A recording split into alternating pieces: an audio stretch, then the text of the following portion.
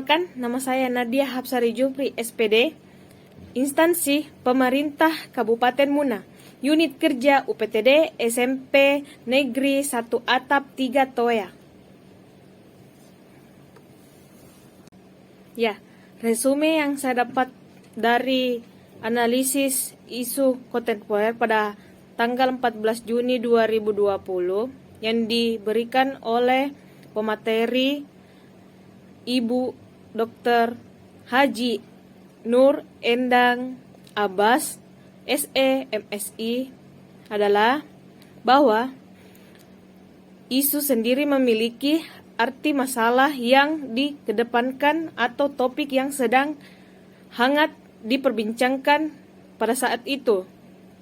Berita masih menjadi hilir yang tak asing di kalangan masyarakat. Ada 7 pembahasan yang dapat kita identifikasi dari isu-isu tersebut. Yang pertama adalah korupsi. Ini hal yang paling penting. Korupsi terbagi 2. Ada yang kesadaran itu individu itu diri sendiri maupun dari lingkungan. Kenapa? Sehingga terjadinya korupsi. Kedua, narkoba. Narkoba itu yang kita ketahui adalah obat-obatan terlarang. Sehingga jika dikonsumsi secara berlebihan atau disalahgunakan akan menimbulkan suatu dampak yang akan terjadi kepada orang tersebut. Jadi yang harus kita pahami bahwa dari isu tentang narkoba tersebut, penggunaan secara ilegal yang tidak sesuai dengan kondisi atau tempatnya itu dapat menyebabkan masalah yang lebih serius. Yang ketiga, radikal atau radikalisme, yaitu memberikan arahan-arahan yang tidak bisa kita terima sepahaman itu. Yang keempat, money laundry, pencucian uang.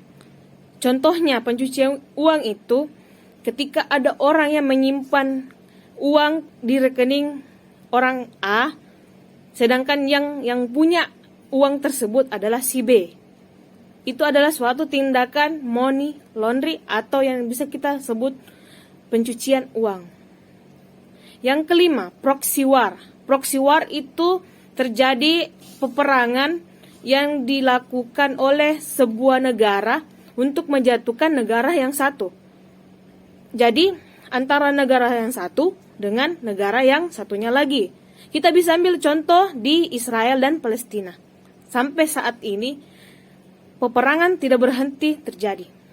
Yang keenam, cyber crime, yaitu kejahatan di dunia komunikasi. Di mana dalam cyber crime ini, orang yang melakukan kejahatan ini menyebarkan isu-isu yang belum tentu itu terjadi. Pada zaman Pak SBY ataupun Pak Jokowi dahulu, ada kejadian bahwa penyadapan di Istana Negara itu terjadi.